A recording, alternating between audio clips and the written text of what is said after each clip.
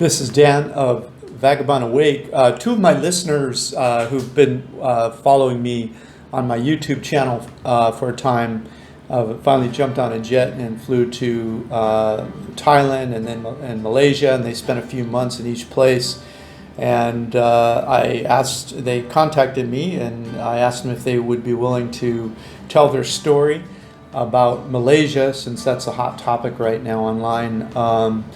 What I'd like to play for you is the phone call. They've given permission for me to play the phone call, and they're averaging $1,300 a month for two people to live in 3 different places in Malaysia over a few months, and this is the phone call about that, and please enjoy.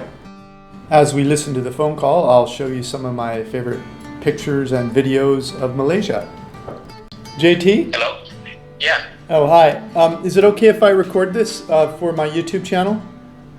Yeah, go ahead. Oh, good. So you guys were in Penang, is that right? Yes, we were in Penang in December. Okay. December to January. So you were there about a month or 2 months, or? About a month. About a month. Did you rent like an apartment, or a hotel? We rent a condo through Airbnb. So basically, we just rent a room in the condo unit. It just happened to be a new condo, so it's so there's no other visitor there. So we end up getting the entire condo. Oh, nice. For the price of just a room. Oh, cool. So you rented a room in a condo that had more than one room, and you were the only ones there.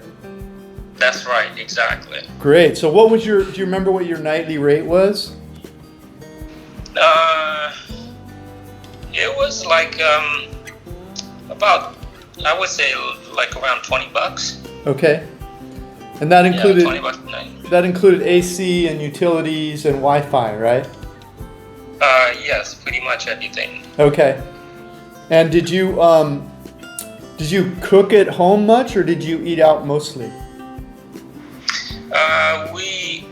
It's half and half. So basically, one day we go to the grocery store, do some grocery shopping, and then the next day we just stay at the condo, just eat at home, and then just relax and just enjoy the amenities, the gym, the pool, the sauna, the recreations on that one. So that's what we do. That's great. And did you find a couple of mama's restaurants that you really loved around the condo somewhere that you kept going back to?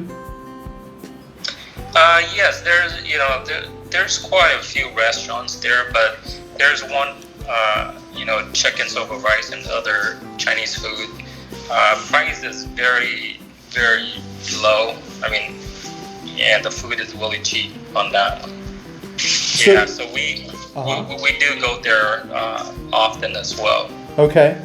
Oh, to Penang you mean, or to the restaurant?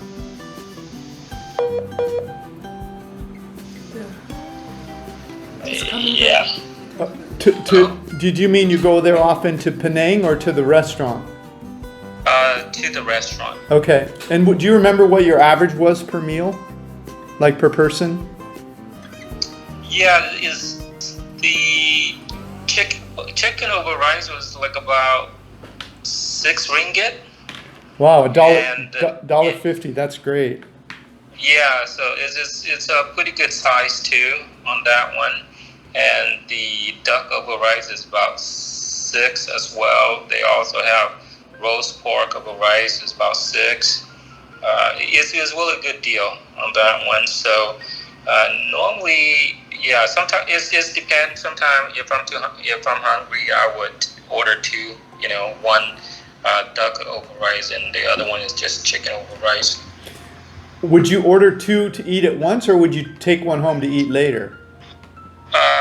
Normally I try to eat as much as possible in one meal.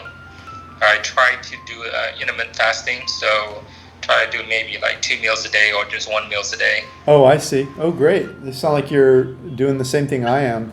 Chung-Hui likes to eat all the time, but I try to eat one meal a day or sometimes two. Yeah, it's better that way on that one. So you don't have to, spend time looking for food. Right. Yeah. So if you were going to guess how much you spent there in a month, what would you guess you spent for the two of you? Yeah, so we do keep tracks of our monthly expenses, with the Excel spreadsheet. So for December, we spent about almost 1,300. Okay. And January is about the same as well. Okay. Yeah, so majority is on the Airbnb, food, grocery. The transportation is just, when we travel to different cities, taking grabs and stuff like that. So, but the bulk of it is pretty much we spend on food and grocery. And were you in? Were you near the Georgetown area? Would you say? Yeah, we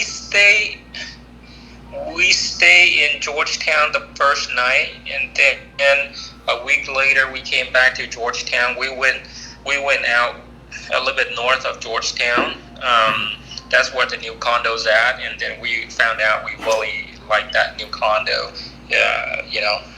We did stay near Georgetown, probably like about 10 minutes walking distance. Okay. On that one. Okay. Yeah.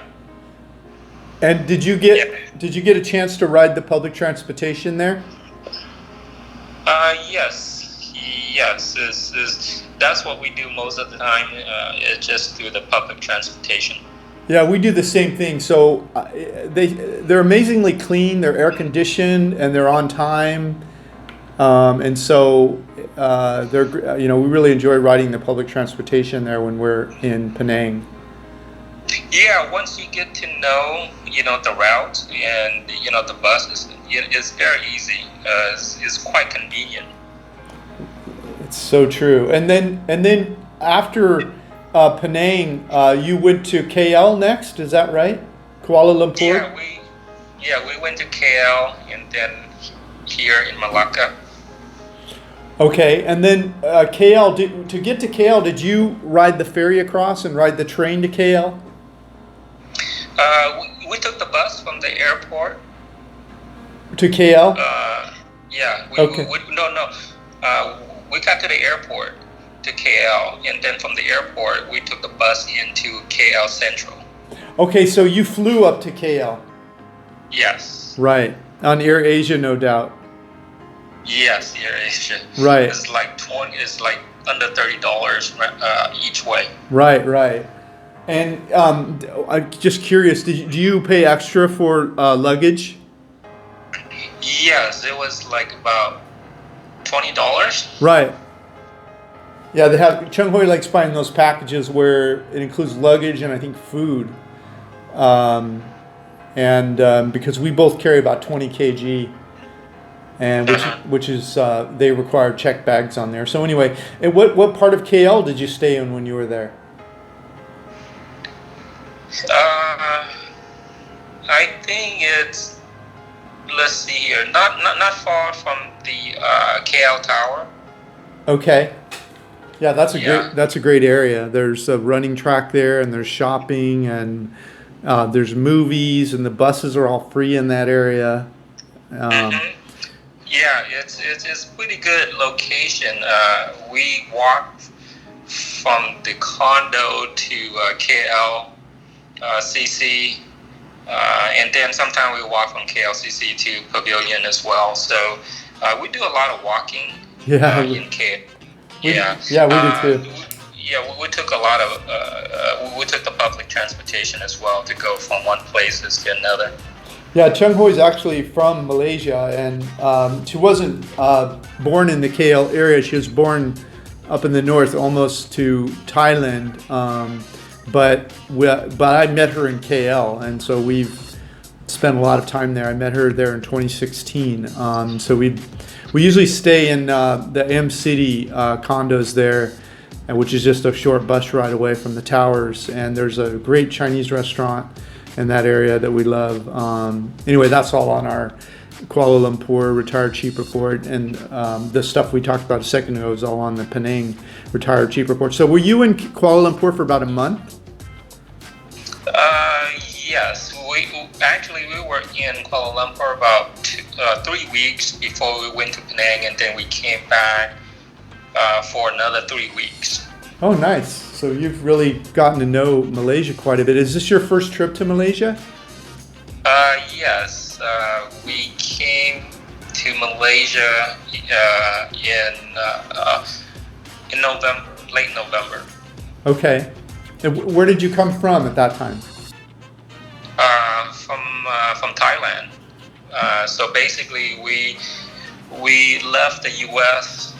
On a one-way ticket in September. Around Labor Day weekend, we stay in Bangkok for a month, and then for 2 months, and then I did a 1 month extension, so it'd be 3 months. Nice. Yeah. So and then from KL, you probably spent a little more in KL, I would guess, than maybe you did in Penang per month. About the same amount. Nice. Yeah. On that one, yeah. So we like KL mainly because because we can walk. It's a lot easier. In Penang, we didn't walk as much. I mean, in Georgetown, it's a little bit tougher for us because of the air quality there. A lot of moped, and it just the walkability in Penang is a little bit more challenging for us. In KL, it's easier.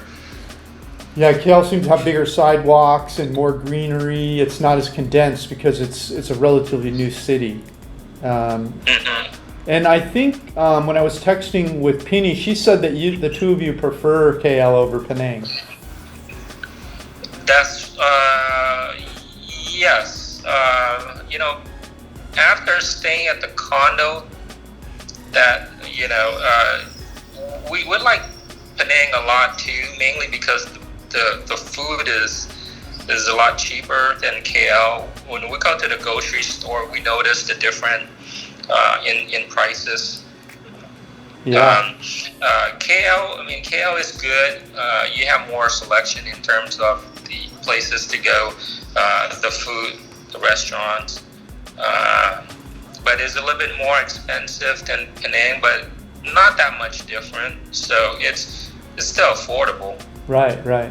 And and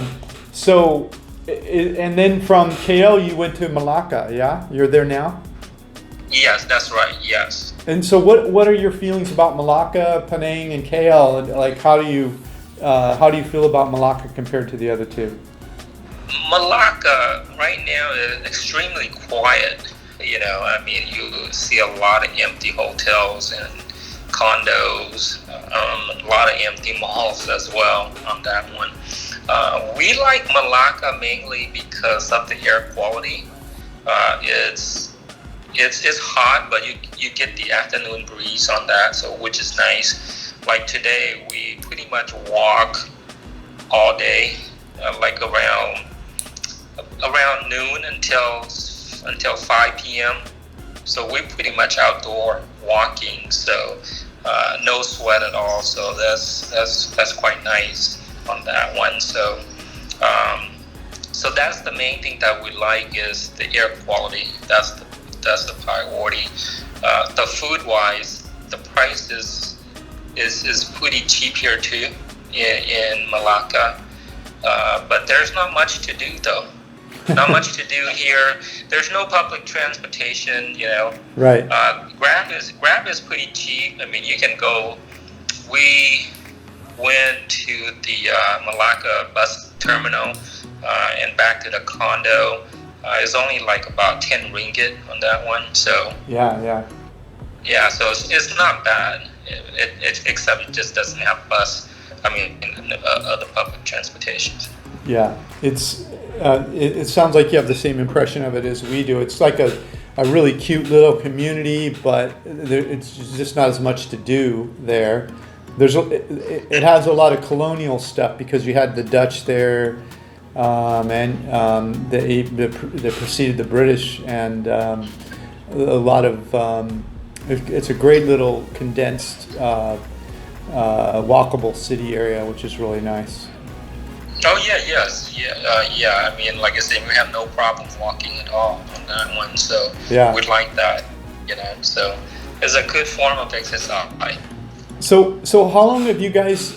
Is this a first for you to leave the U.S. and stay for so long on travels? Yes, matter of fact, we've been, watching your videos prior to departing the U.S. on that one. So this is our first time traveling in Asia, Southeast Asia. Right. And so it's kind of an odd question, but do you think it's addictive? Do you like it? It's I mean, it's nice. You don't have to work, so you're pretty much on the go. So I mean, in terms of the cost of living is a lot less compared to the state on that. So that's really nice. Give us a lot of time to do other research and learn other things. So yes, in a way, it's kind of nice because you get the opportunity to go from one city to another, so you don't get stuck in one location. It's sometimes it's nice, but when you stay at one place for too long, you'll get bored. Yeah. So where are you guys off to next? Any ideas? Yeah. Initially, we planned it out. We had Singapore next. We had Johor and Singapore next, but because of the coronavirus, we had to cancel the Singapore trip. Right. And yeah, so right now we looking to probably go to Phu Quoc. Okay. Yeah, because basically we have to go back to Bangkok in March. So we're thinking about the Philippines too on that one, but because it was only going to be there for like a week or maybe two, so I think maybe Phu Quoc is better. So we can just go there and then fly back to Bangkok for a month. So are you meeting friends or something? Why do you have to be in Bangkok? We bought a ticket from Bangkok to New Zealand for April and May. Oh, cool. So we have to go back to Bangkok to catch that flight. Very so nice. That's the reason. Yeah. So, but I just checked the Singapore airline. They reduced a lot of their flights as well. So so far I didn't see the cancellation on our flight yet, but they could announce any day now. Okay. On that one. Okay.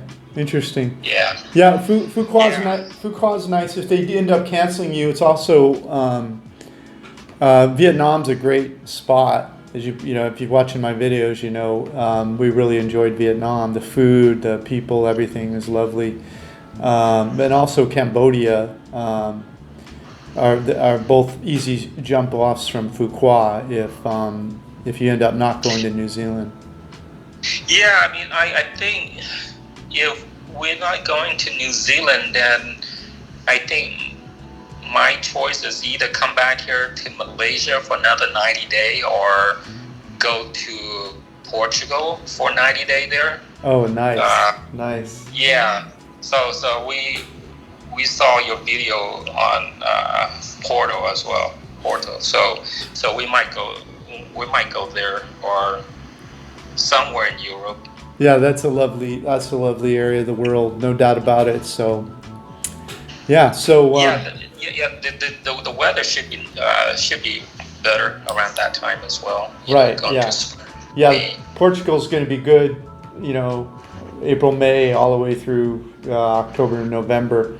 It's a little bit cold in the winter there, but yeah, you could hang out in Portugal. I think is that a 90-day place you can hang out, or is it 180? I don't remember. Yeah, I think probably 90 days, and then you probably have to get out. I think it's you have to look into that policy. The restriction. Right. The European restriction in terms of how many days you can stay. Right. In the countries on that one. Yeah, you could definitely spend 90 days in Portugal, and of course Spain's right there too. You might want to check out Spain. It's only a little more expensive, and Morocco is just a pop down. It's not really a retire place. It's a little bit more challenging in terms of day-to-day life, but it's a fascinating place. Definitely, if you go down to Morocco, check out the Sahara Desert there. That was definitely our favorite. Yeah, well, that's great. I really appreciate you taking the time to tell me your story about Malaysia. And so, of the two, Malaysia and Thailand, which of the two would you say you enjoy the most? I would say overall we like Malaysia. In terms of the food, we like Thailand better in terms of the food. Right. There's more organic food in Thailand. Right. In terms of the grocery, there's a lot of good selection there. But in terms of the price, is a lot cheaper in Malaysia for imported products versus in Thailand. Right. For example, the Kerrygold butter that we buy here in Malaysia is about 12 ringgit. In Thailand, it's like, it's probably like $6, $7 on that one. Yeah.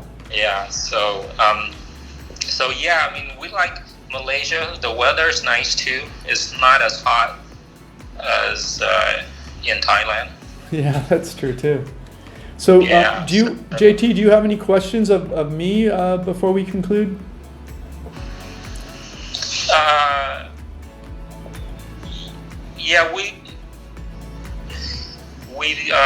We was gonna ask you more about Phu Quoc on that one. So, but we've been spending time watching, your video, so we kind of got the answer on that one. So, because we were thinking either Phu Quoc or Philippine on that one. So I think we kind of make our decision to go to Phu Quoc probably at least a week, maybe 2 weeks, depend. We're just gonna take a one-way ticket and then decide from there either fly back to Bangkok or maybe take the ferry into Cambodia and then take the bus back. So it's depend on that one. So yeah, great. Well, that's it's been a pleasure chatting with you, and I'm glad to hear you're enjoying all of these places and getting a taste of the international life. It's been a joy for me now since I think I'm 13 years now. So and I have a hard time envisioning going back to being normal. So yeah, it's you get to go to different places, do different things, and learning different cultures and other activities. Like I said, I mean, the main thing for us is really about having more time, more personal time off from work. So that way we have the opportunity, to take care of our health, do some more research on topics that we really enjoy and wanting to learn more, like health on that one, and then and just enjoy the living with less money. Exactly. Right. Exactly. I mean, like in San Jose, the typical rent for 2-bedroom is like $3,000. Yes. I mean, we spend the entire month for everything, under $1,500. Yes. And, you know, we can push it up even higher if we want a luxury condos or, you know, or apartment on that one. So, but I think for us, you know, just one unit is fine on that one. So initially we budget a little bit higher because we don't know the cost involved on that one. But after the last 2 months, and we say, wow, it works out well because we spend a lot less than we have anticipated. So it's, you know, with the saving, you know, we can use that to go to other country, more expensive country like Japan, New Zealand, you know, maybe Germany and things, other places like that. It said perfectly. That's really the beauty of it, I think, because there's, you know, these interesting places around the world that you can go explore for half or 3/4 of the year, then you save enough where you can go to more expensive places, and you live a better life for way less money, and so it's that's exactly what we found to be the case. So. Yeah, I mean, you know, in terms of the apartments here in Malaysia, we like it a lot. So so far it's working out. No complaint. Yeah, you get a kick out of this. When I met 𝐶𝐈𝐕𝐈𝐍𝐵, she was in an apartment with a couple of her friends from work, and the whole her room in the apartment was $100 a month. Is that right, babe? $100. Your share of the rent, and when I met you in the apartment that you were in. Almost. Yeah, so if you ever decide to take it down a level, you could even have you could probably cut your expenses by another 60 or 80%. But we love the movement so much that we don't want to tie ourselves up anywhere for more than a few months. Right, so. Exactly. That one, definitely. You can do a lot lower. Yeah, every time when we take the Grab, we always talk to the driver and ask them, and so they say, yeah, you definitely can have a nice place for a couple $100 a month on that. Yeah, so exactly. They ask us how much you pay for the condo. We say, well, we pay about $100 for 8 days on that one. So he was like, what? Yeah, exactly. You know. Yeah. Yeah, it's a little surprise on that one. So. Well, thank you so much, JT and Penny. We really appreciate you taking the time to chat with us and tell us about your experience in Malaysia. It's all the rage now, as you probably know, online. Everyone's talking about Malaysia, and it's nice to hear somebody who's experiencing it for the first time and finding the same experience that we find when we travel around Malaysia. So. Yep. Well, you know, you got to come here to experience yourself in order to know, right? Exactly. Yeah. And enjoy on that one. So. Exactly. Yeah. Well, let me know. Call me anytime if you have more questions. Yeah, maybe we'll touch base in another few months. Let us know where you end up, if you end up going to New Zealand or if you go to Vietnam or what you end up doing. It'd be fascinating if you end up going to Vietnam, spend some time there, or Cambodia or whatever. It'd be fascinating to hear how you feel that they compare. So. Mm-hmm. Yeah, definitely Vietnam. It's on the list, and possibly might go to Philippines as well on that one. So we're kind of like doing more outdoor activities. Lovely. Thanks so much. Okay, Dan. Thanks for watching our video. We've written retired cheap reports all over the world. Please stop by vagabondbuddha.com.